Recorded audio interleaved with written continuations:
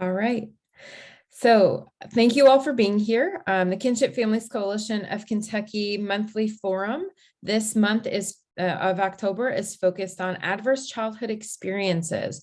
So we have Tony Zipple, Dr. Tony Zipple. He is with the Bounce Coalition, and he is going to talk to us today about how childhood trauma or adverse childhood experiences impact kids and likely the caregivers that they are with in the caregiver setting with relatives or close family friends. And then we're also going to take some time at the end of his presentation to do some question and answer.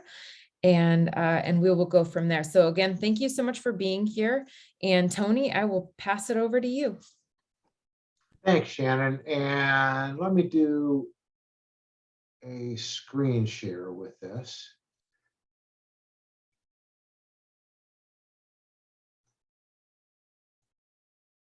All right. So good to be here with everybody to talk about adverse childhood experiences, and what a great group to be doing this with. I thought I'd start just by asking you, and it's a small enough group that I think you can jump off of mute if you'd like, and just say a word about what are the challenging behaviors that you see in young people in the families that you work with, or in your own family, if that's the case. Maybe a word, if it relates to it, about why you joined this session today. Who wants to share something?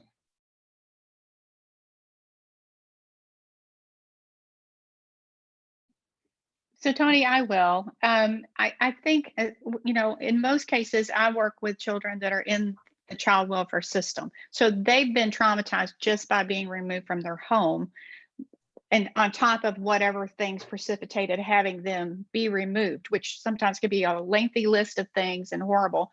So for me, one of the challenging things that I see is just they don't know how to process those emotions, those events. And I know that's probably one large category, but I'm raising 2 grandkids, and when they first came to live with me long term, that was something that we had to figure out, because I didn't know everything that was happening where they were living, and they did. And they were young, and as they get older, those thoughts and emotions shift a little bit with their hormones. So that's kind of, for me, that's why I wanted to learn as much as I could about it.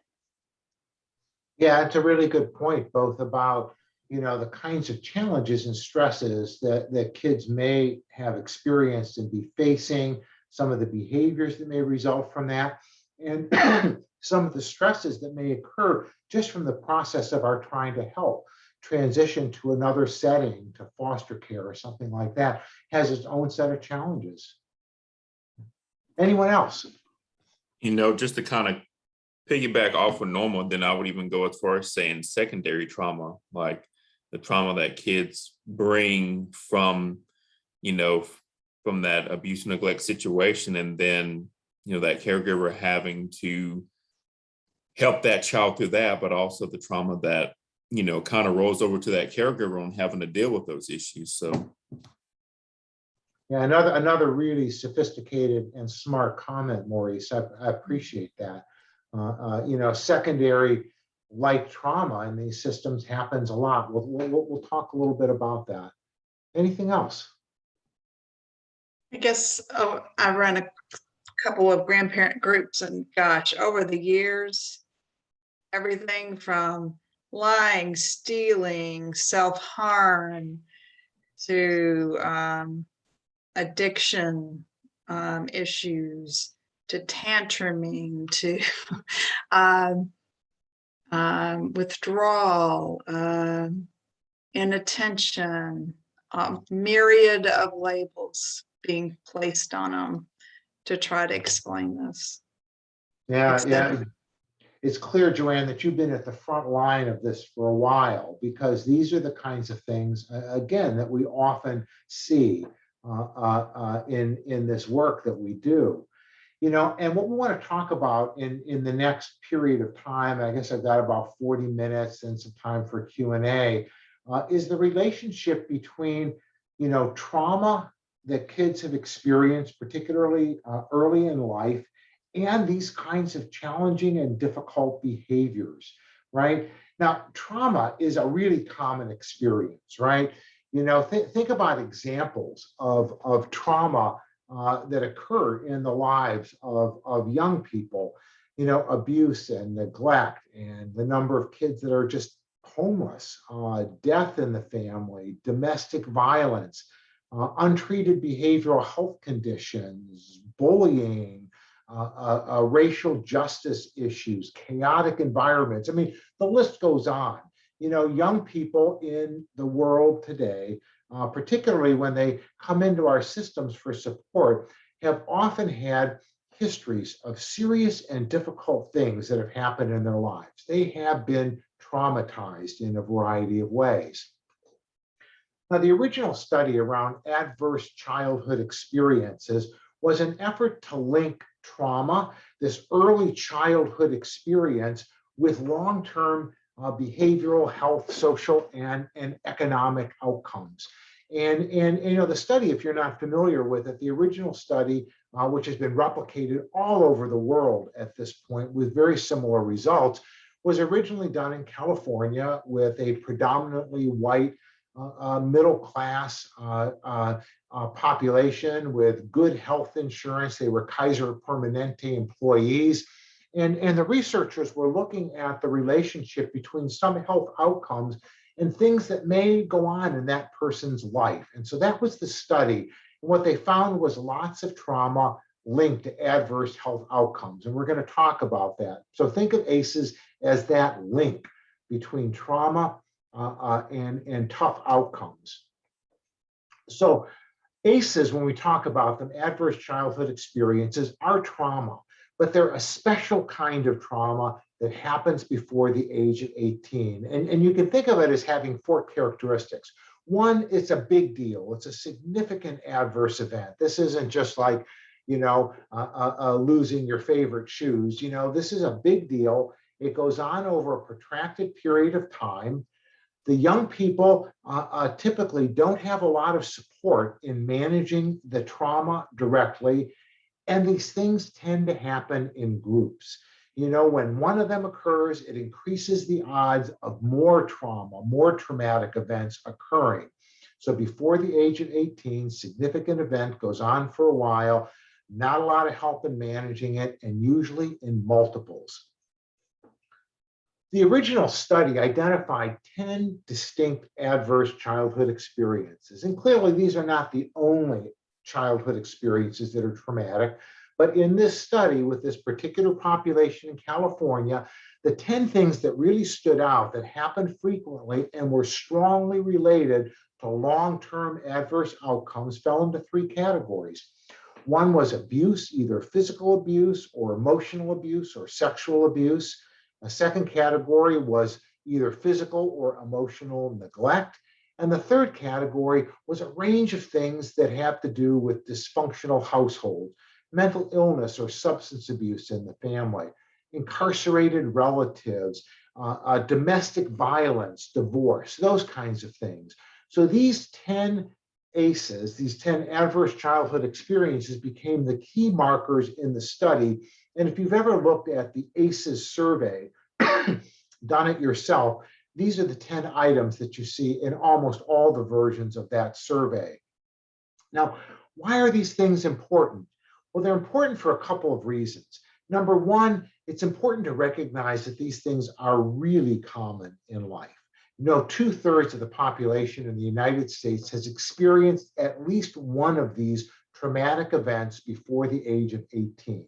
So most of us have some experience with adverse childhood experiences. And again, that number is relatively common in other developed countries. I do work in Singapore, and it's almost an identical number, about 2/3 of the population with at least one adverse childhood experience.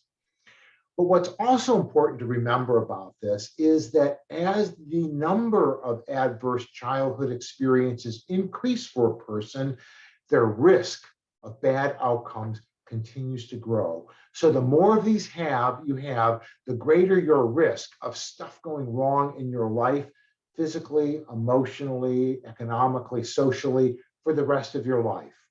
Now, remember I said risk, these aren't destiny.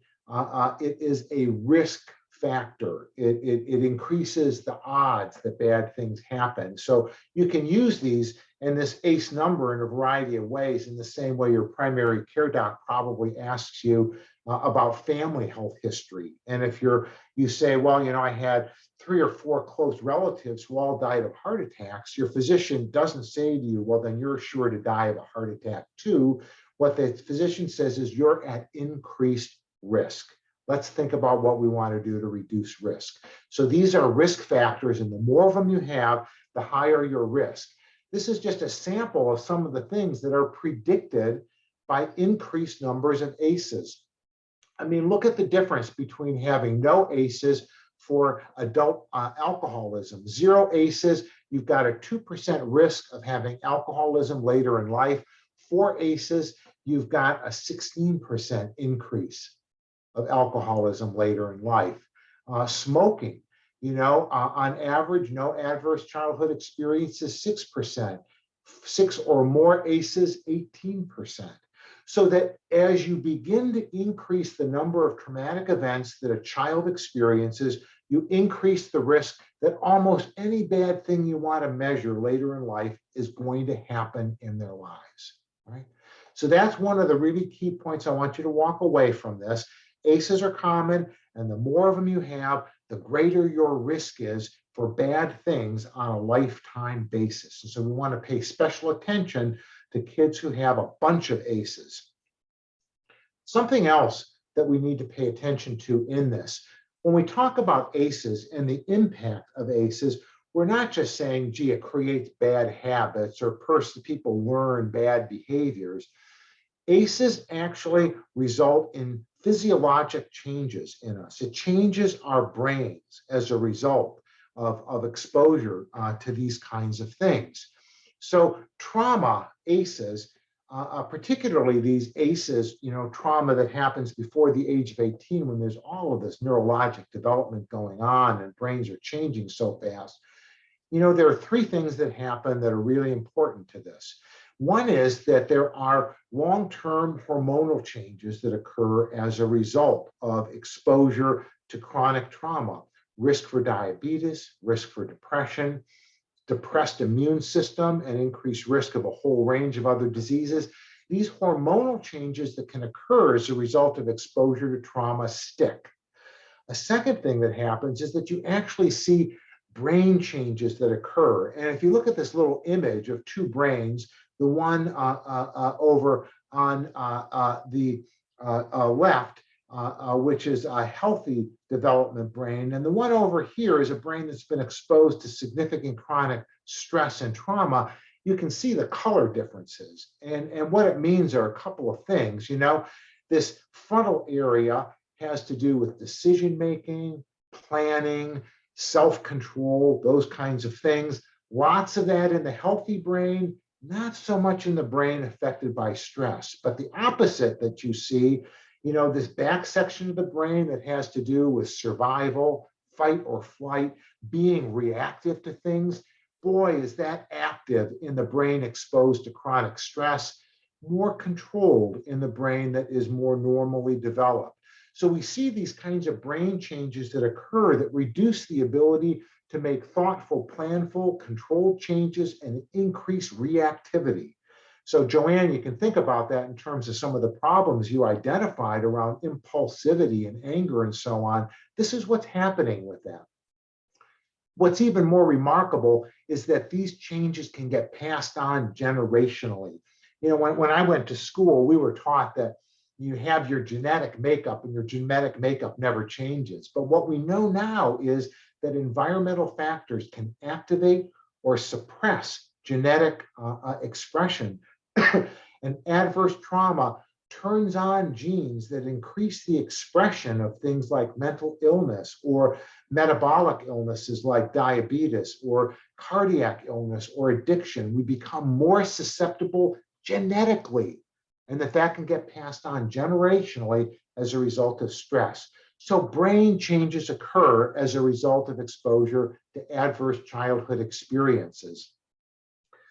You know, you're such a smart group. I'm sure some of you are sitting in the background thinking, you know, well, why isn't racial discrimination or child welfare issues like being in foster care, why aren't those there? Well, remember, this was done with a particular population, right? And that particular population, more middle class, you know, health insurance, more stable. They didn't see as many of those. It was a predominantly white population, so racial issues didn't pop up as much. But what we've learned is that all of these kinds of things also can be adverse childhood experiences. And in some of the updated versions of the ACEs survey, some of these are included. You may see 12 or 15 item rather than just 10 item surveys. It's not so important that you've got 10 or 12 or 15. The key point is the more of this bad stuff that happens in childhood, the higher the likelihood of bad things happening on a lifetime basis. ACEs are more common in Kentucky, so let's bring it home to right where we are. You know, we said earlier that 2 out of 3 people in the United States have had at least one adverse childhood experience in their life. In Kentucky, 2 out of 3 people have had at least 2. Right now, that's a big deal because even exposure, for example, to a single adverse childhood experience increases risk of serious behavioral health conditions by 35%. Right? So a single ACE can increase some things that much. Think about the impact of having at least 2 adverse childhood experiences for most people in Kentucky. You know, we're one of the national leaders when it comes to adverse childhood experience, and that probably has something to do with our being the national leader for things like child abuse. Bad outcomes, bad health outcomes, bad economic outcomes go hand in hand with bad things having happened when we're little. So what do you think the most common ACEs are in Kentucky? Who wants to take a stab at one of them? Parental substance abuse. Substance abuse, good. What else? Domestic abuse. Domestic abuse. Any other guesses? Poverty. Poverty.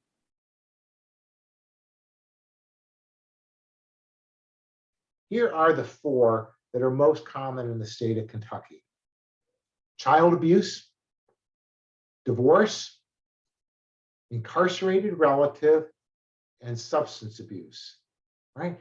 And what's important to think about these, and you probably recognize these in folks that you know and have worked with, but the way that these kinds of things interact with each other, right? If you have a parent who's incarcerated, what are the odds that there is divorce also in that the child's experience in that family?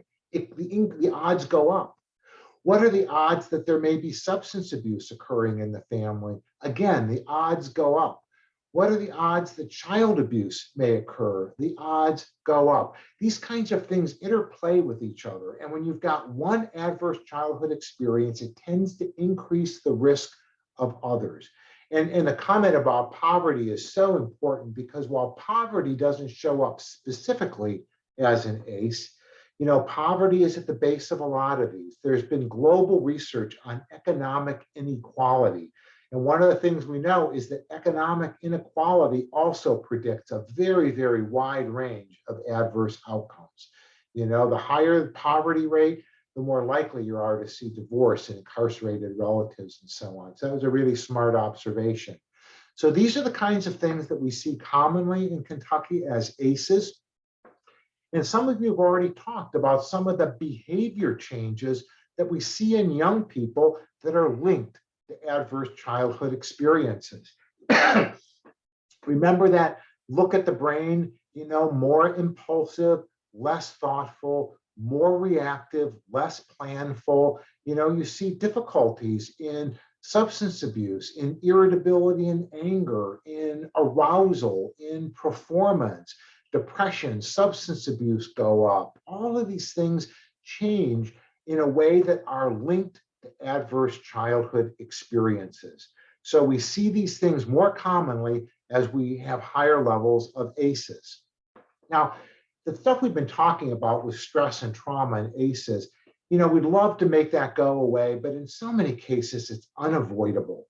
It just happens. I often say that there are only two kinds of people in the world.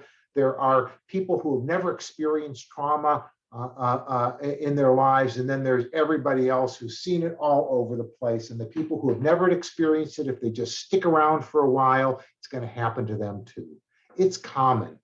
So that happens for everybody, but resilience is possible as well. And resilience in building internal resources to cope with this stress and trauma, in some ways, is the way that we mitigate the effects. By resilience, I mean the ability to recover from stress, to bounce back. Bad things happen, but how do we rebound after those bad things occur?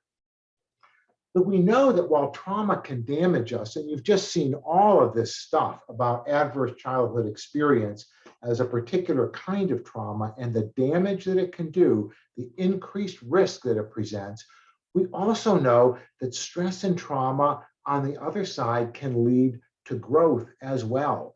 We see this all over popular culture. People like Oprah Winfrey are very public about talking about the difficulties that she had as a child and an adolescent, and how awful and painful it was, but the way that helped make her who she is today. Or you look at fictional characters like Batman, right? Bruce Wayne as a child sees his parents murdered in front of him, and he grows up to be a great crime fighter, right? We know that trauma can have really bad outcomes, and trauma also can lead to growth on the other side. The difference is, what are the interventions that we can offer? What is the support that we can give people to make their way through this terrible difficulty that they've experienced? One of the ways that we like to talk about it is, how can we change the story from what's wrong with you? Instead of looking at a young person who's behaving badly and say, why are you being such a jerk? What's wrong with you? Can we change the question to, what happened to you? And what can we do to help you be more resilient? Because underneath bad behavior is usually trauma. Thich Nhat Hanh, who is a Buddhist monk who lives in the United States now, but lived in Vietnam during the worst decades of difficulty and war in Vietnam, says that when another person makes you suffer, does bad things to you, it's because he suffers deeply within himself, and his suffering is spilling over. He does not need punishment, he needs help. That's the message he's sending. And there's deep truth in that. When we see people behaving badly like that, it's usually a signal that they've been banged around. The prison system in Connecticut is doing work with Yale University around this. The prison system discovered, no shock to all of you, that 85% of the people incarcerated in the prison system in Connecticut had high levels of adverse childhood experience. Right? Anyone surprised by that? Didn't think so. So what they said is, well, what if we started to treat people like victims of trauma instead of just punishing them? I mean, it doesn't mean that we won't hold them accountable. We're not going to say, oh, you poor thing, let me turn you loose. We're going to hold people accountable, but instead of just focusing on punishment and treating them like they're bad people, what if we leaned in and focused more on supportive and educational interventions? And the early work around that is showing real promise around reducing rearrest and reincarceration rates. So we know that it makes a difference. How is it that we do this? We talk a lot about the 4 R's for building resilience. How do you think about a structure for leaning in and balancing that? Let me hold you accountable, but let me support you as well. What does that actually mean? And the 4 R's for building resilience that SAMHSA talks about in the trauma-informed work that is distributed over the last decade, the 4 R's are: number 1, to realize the widespread impact of stress and trauma, as well as our potential for recovery. So the first step is to realize that what you probably are seeing is related to trauma, but that we can do better. People may be damaged, but they're not permanently broken. They may be behaving badly as a result of stress and trauma, but they don't have to be that way forever. That's the realization. Second thing is to recognize that the signs and symptoms of stress and trauma are out there, and to learn to look for them in bad behavior. So when you think about young people that you may work with and the things that they're doing that you know kind of drive us crazy, to be able to recognize those not just as being willful and difficult, but as a signal about what may be going on in their background and history, to give us clues about how we can be helpful.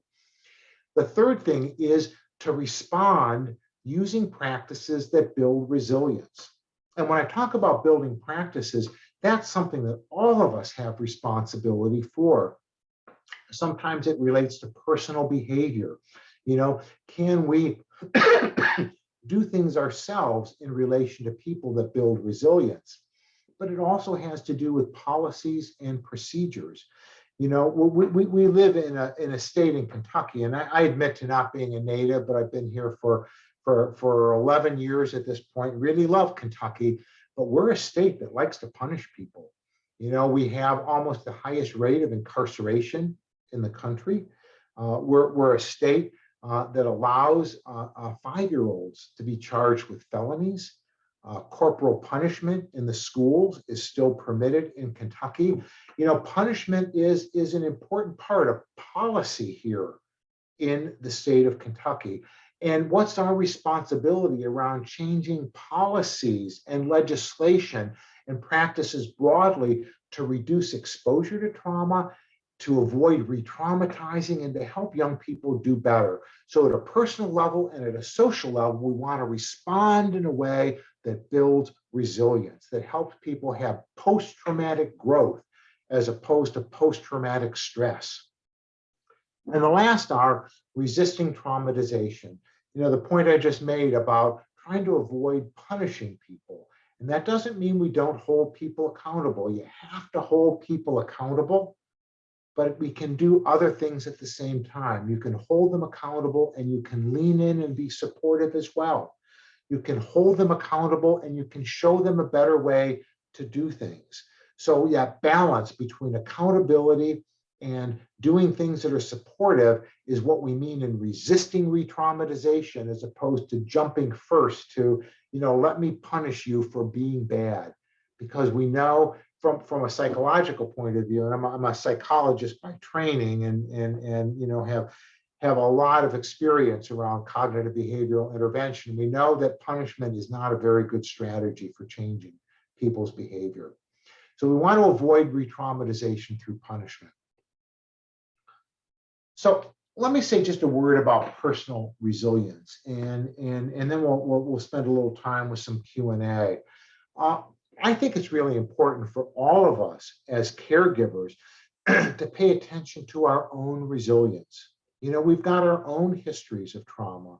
We have our own histories of stress and difficulty. We've got tough things going on in our lives every day. And if we don't build our own resilience, it's really tough to help other people do it. You can't do better for other people in building resilience than you can do for yourself. So let me ask you a question, and you can jump off of mute and maybe say a word about this. How do you know when your own tank is empty? You know, when you haven't been paying attention to your own needs as well as you might, you haven't been doing enough taking care of yourself, that your own personal resilience is at risk. How do you know that that's happening for you?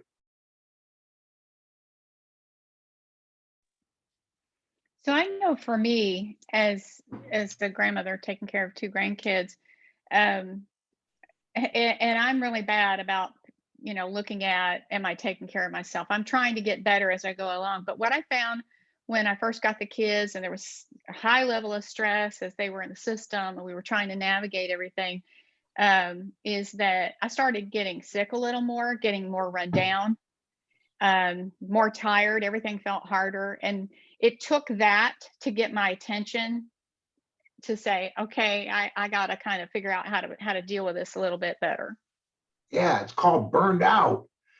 And you know, when you start to feel crispy, it's not good for you personally. And my bet is that you're not at your best with your grandchildren either when you're in that state. Yeah, so those are the kinds of things that happen to us when we're not taking good care of ourselves.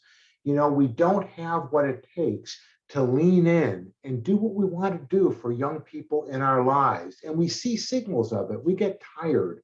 We're not sleeping well. You know, we're more irritable. Or we have a short fuse and get angry more often. You know, we spend all of our time, you know, worrying about what's going to happen tomorrow and ruminating about what we should have done differently yesterday, instead of being able to be present and enjoying what's happening right now. And those are all signals that we need to slow down and pay a little more attention to our own level of resilience, you know, that we're feeling it. This little pyramid, you know, if we had more time, we could dig deep into strategies for building resilience, and, you know, we could do our own plans around it. But this is just a way of thinking about it. You know, things that help you to build resilience, there's a foundation for it.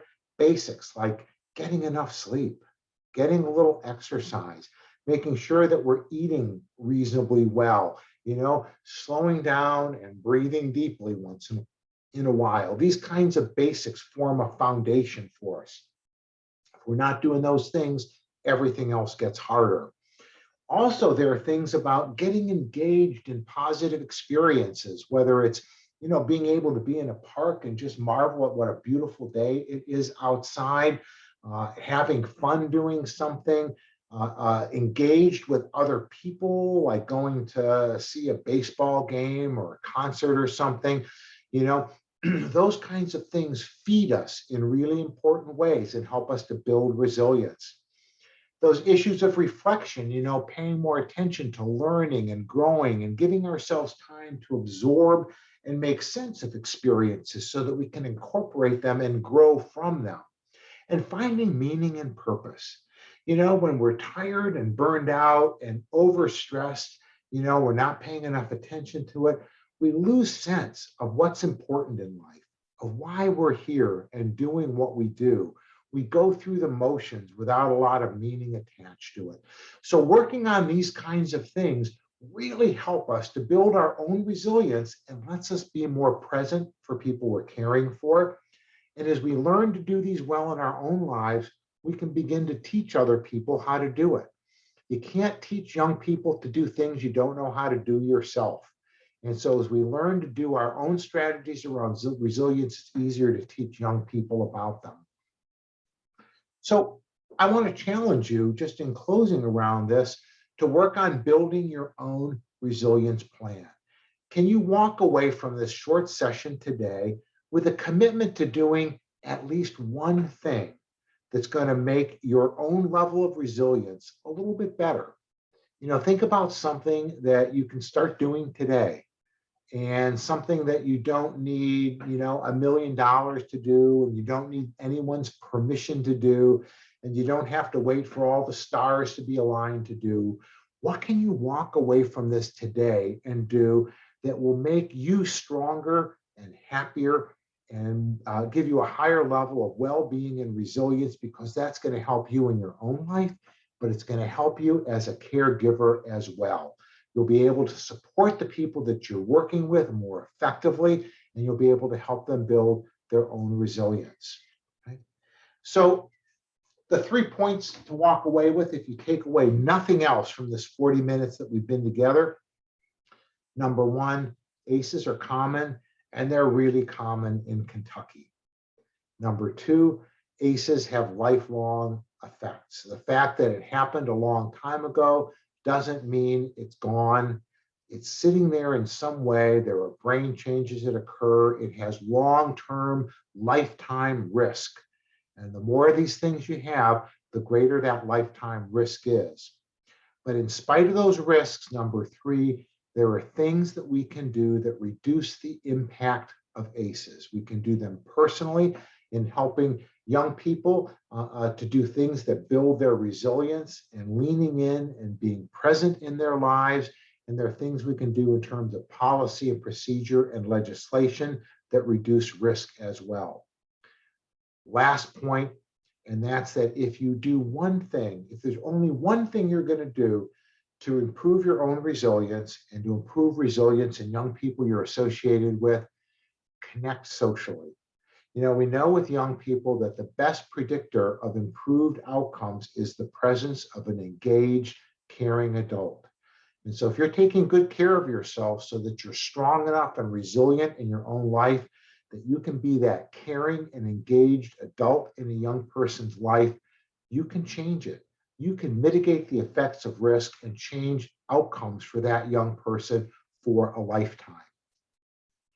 The Bounce Coalition, as Shannon said, has been around doing this work. We've worked now in 50 or 55 different counties in Kentucky, and we're focused on doing work around ACEs and resilience to help build in young people stronger resilience and ability to resist the pull of ACEs.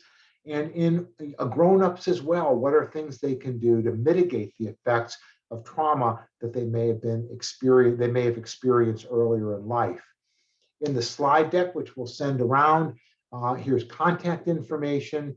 I'm happy to do follow-up with anyone around questions, but you can also follow Bounce on Facebook, Twitter. You can email us. There's a website. Lots of really good things out there connected to it. And there's also a set of resources that you may find helpful that in your spare time you can link to online, and you'll find amazing things out there that will support you and your work in resisting the impact of ACEs and in helping yourself and young people around you and friends and colleagues have much better lives, flourish instead of being pulled under by the impact of these stressful traumatic events. So let me stop with that, and we've got 15 or 18 minutes to spend some time talking about questions you have, for you to make comments or observations about things. What can I tell you? What do you want to share? And I'm going to stop the screen share so we've got like bigger pictures of everybody. So Tony, I'm going to start. I've actually got 3 questions. I'll ask one, and then we'll let anybody else that wants to ask go ahead. And if not, then I'll go again and then give people a little time, if that's okay. Sure, go for it. I thought your presentation was fantastic. So you talked earlier about, you know, you showed pictures of the brains of the child with ACEs and, you know, with that trauma and then without. And you said something about looking at things from a genetic perspective and that they can pass that on. Can they genetically, physically pass that on because of their genes? Or is it just more from the emotional way that they behave? That's how they pattern that, I guess, for a child. Yeah. It's a really great question, and it's real. Like I said, it's really different than, you know, when I took high school and college biology, you know, and that was a long time ago. We barely had electricity in those days, I think. But you know, we learned that genetic makeup was fixed. You had your genetic structure forever, and that's what it was. It was destiny for you. What we've learned, especially over the last 25 or 35 years, is that genetic structure can be influenced by environmental factors, right? So that environmental factors, we first began to think about this in terms of toxins in the environment. And people discovered this striking thing, that toxins in the environment change your genetics, and those genes get passed on to other people, to your children. We know that stressful and traumatic experiences can do the same thing, that it changes genetic structure in subtle ways, and that can get passed on. Now, that's really early kind of cutting edge work in the sense of genetics. You know, I mean, it takes a long time for these things to be fully understood. But as we learn more about genetics and the Human Genome Project goes on, and we begin to look at generation to generation genetic mapping, what we're finding is that genetics are affected in a long-term way, in a hereditable way, by environmental factors. So I ended up, now I've got one more question on top of the other two. But so when you look at the pictures of the brains, and let's say you take a snapshot of my brain now, and it's the one that was on the right that showed more of the trauma. If let's just say I go through counseling, I do a lot of recovery, will that image change, which then could potentially change the genetics you pass on to a child? You've got Okay. it, right? The work that we're doing, and I'm not a neuroscientist. I know enough about this to be troubled, but I know some things about it. The work we're doing now around neuroplasticity is so important. We know that these environmental factors can change the brain in a bad way, but we know that positive experiences can change the brain in a good way, right? So you can rebuild some of that. And so that's quite possible. And you can change your genetics for the good as well as for the bad. You may have genetic risks, but exposure to lots of things that help you to do well in life, reduce those risks, that can result in genetic changes that you can pass on that are positive. So this is stuff that's repaired. And I want to give you the sense that, stuff that you see online is kind of nutsy sometimes. It's, rewire your brain, just take this workshop, as if doing it is that simple. These are subtle changes that are hard and take time and practice to do, but the energy and the investment is worth it because of the immediate payoff. You feel better and you do better in the world, but the long-term payoff is potentially big as well. Well, thank you. Does anybody else have a question? I don't want to hog up all the time. Or a comment. No, you already asked the question I had. I have a comment. Thank you for this nice overview, and I think really highlighting the challenges that we as Kentuckians face, and even more so these kids and families that we're dealing with and supporting. And I just would encourage, if you haven't also read What Happened to You by Dr. Perry and Oprah, or listen to it. It's a wonderful primer on trauma, very, very user-friendly. Yeah, it's a great read and well worth the time to dig into. What's really encouraging about this, and you'll see some of it in those resources that are at the end of the slide deck, is that's just a quick sample. There is so much really good work going on now, not just all over the United States, but all over the world about this.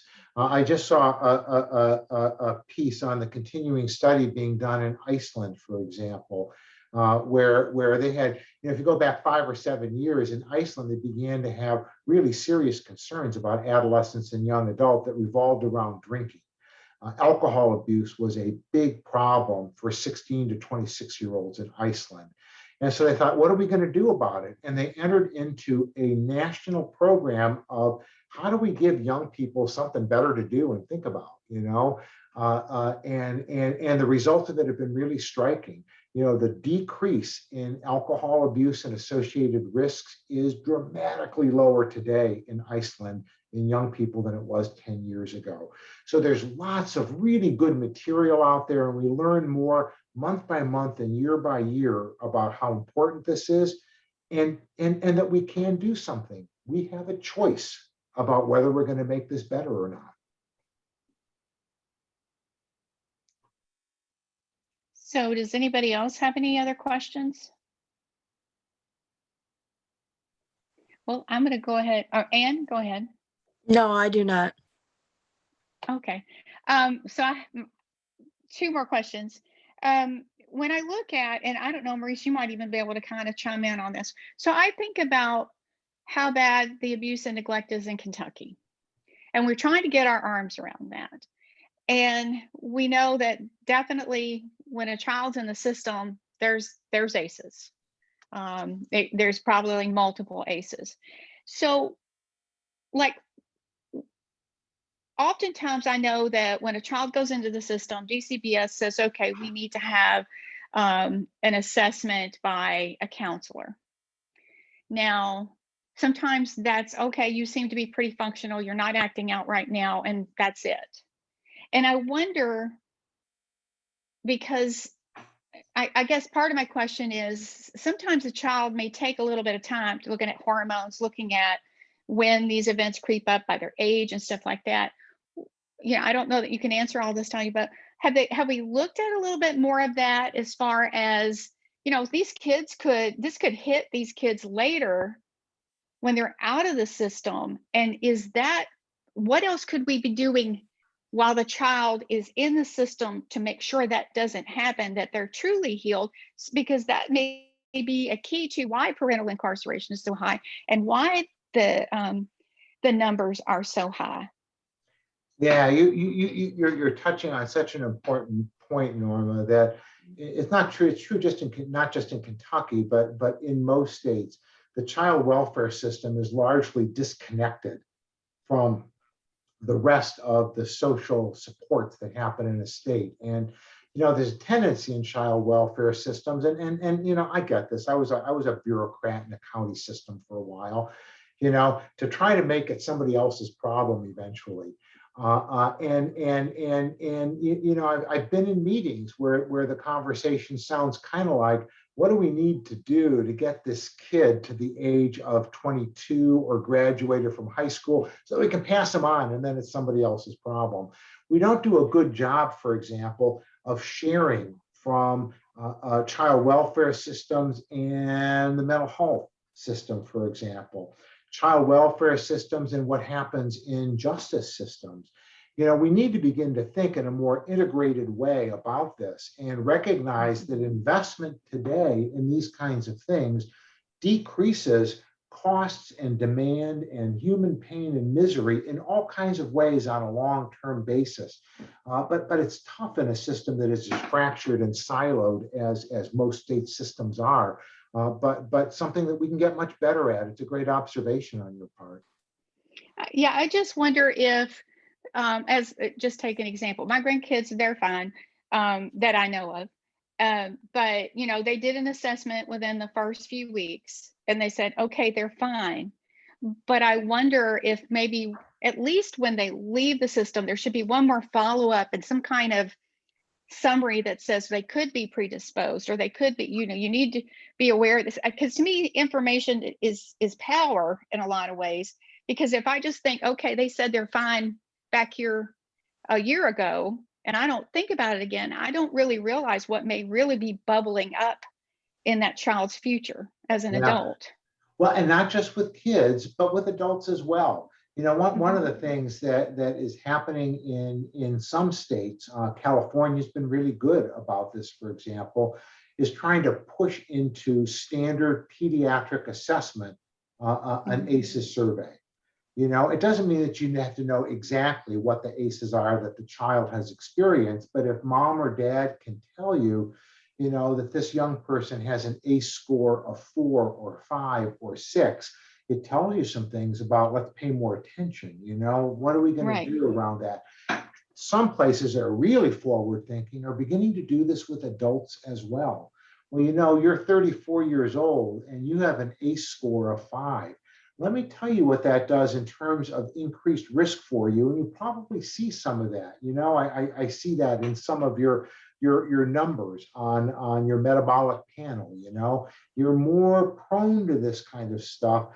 Knowing this, can we do a better job about helping you to build resilience in a way that's going to counteract some of the stresses and effects? This is increasingly talked about as a foundational public health as well as clinical health measure that helps us understand both individual risk as well as community risk in a way that is actionable.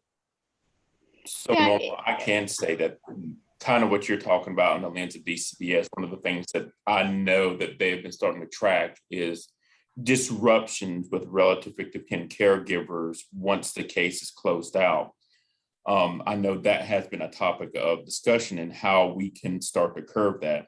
So I know with our out-of-home care population, I'm going to say maybe I've been out of the field for so long, like 3-4 years ago, we started safe space screeners, in which whenever kids who entered out-of-home care, they were screened in initially to see if they would qualify for therapy and whatnot. And then every 6 months, the cabinet would have to go back and redo that safe space screener based upon where that child was at behaviorally at that moment to see if they, still needed services, or if they needed to be reevaluated, or to start services up if they never had it.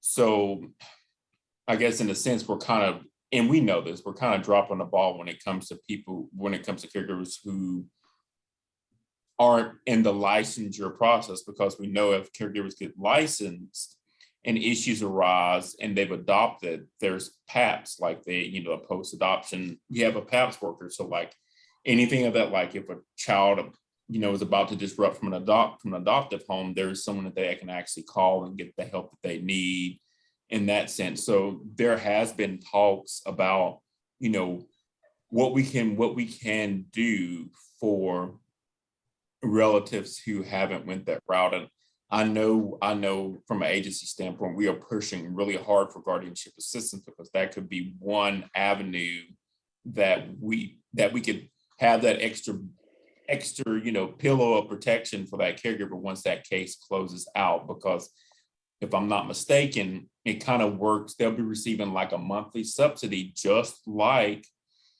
a family would have if they would have adopted, and they could have potentially a worker to go back and talk to, like if behavior issues come up and whatnot, then they have someone to fall back on. So I know I know for a fact, like our side has been pushing really hard for guardianship assistance program, because I think that would help.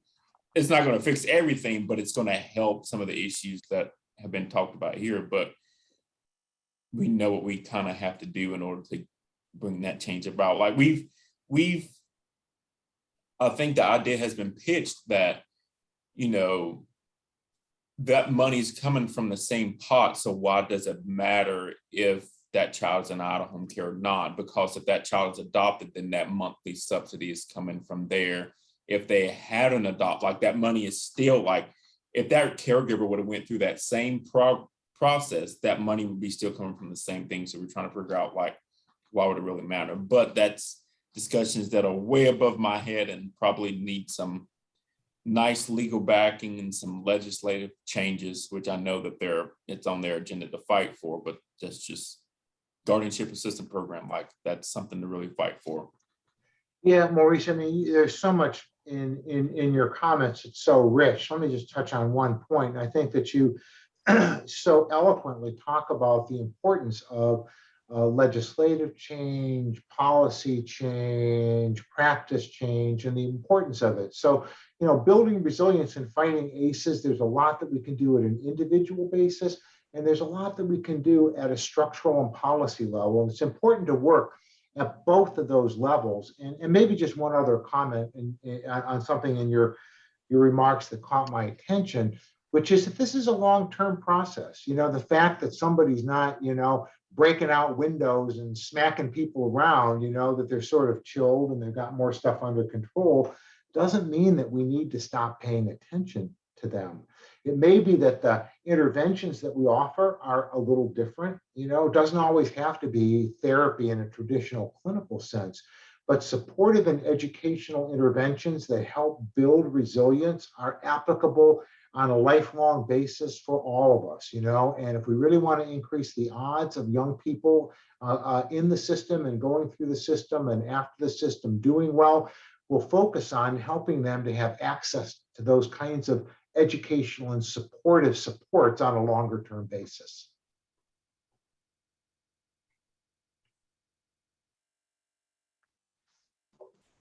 Sheila, Norma, I wanted to hit on what you were talking about. I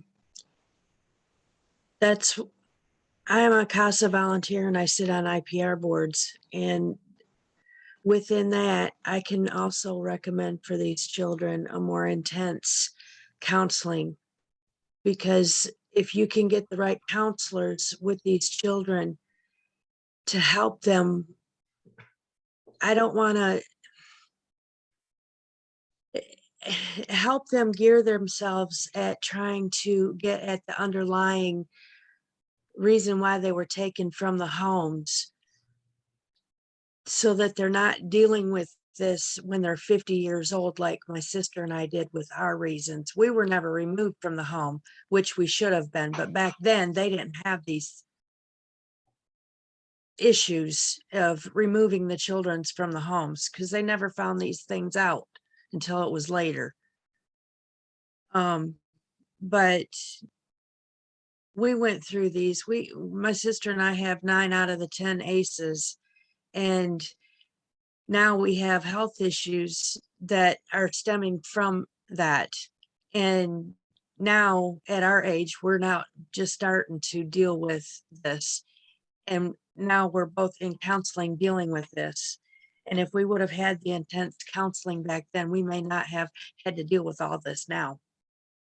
It's a really good point, Ann, and thanks for sharing a little of your personal history. I think that really helps to illustrate things for everyone.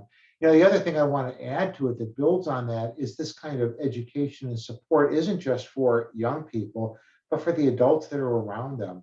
You know, kids aren't going to do any better than the adults around them are doing. So how can we support the adults in that person's life, in that young person's life, so that they can do a better job of being supportive of young people? How do we teach them how to be supportive, and how do we teach them to take better care of themselves, so they've got, you know, the resources internally that they need to be a better caregiver?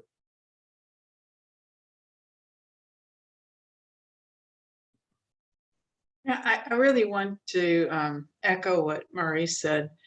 You know, this idea of,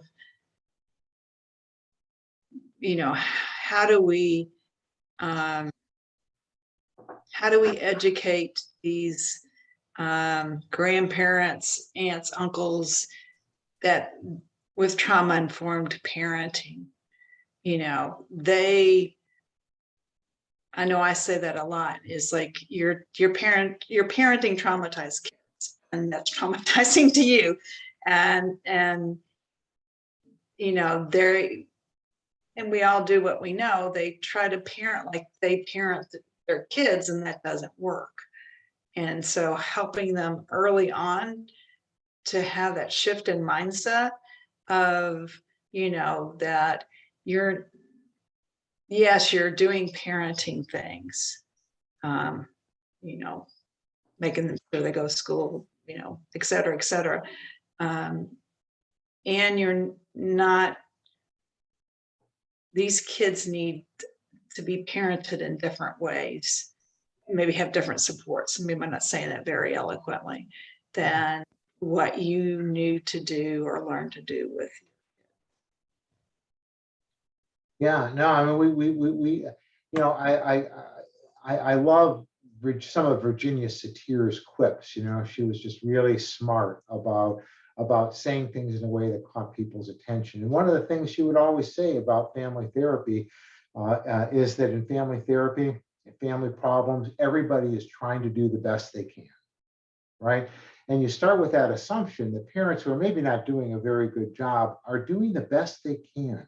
How do we help them do better is a question. What can we give them that gives them better tools and better internal resources for doing better? Because just banging them around and saying, you know, what a rotten parent you are, you know, it doesn't help. It's like a version of punishment. You know, we need to hold them accountable.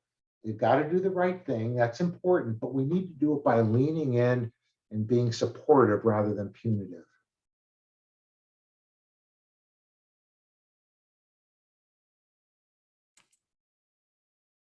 And not to really throw a curveball, I know we're out of time, but me and Sheila have saw this. So Sheila helps us out. Well, she's the program coordinator for our KY Kids program, which, you know, we have up and running in 2 pilot regions. And I think one of the biggest issues that we have is getting caregivers to buy into the program. And typically when they do, they're for it.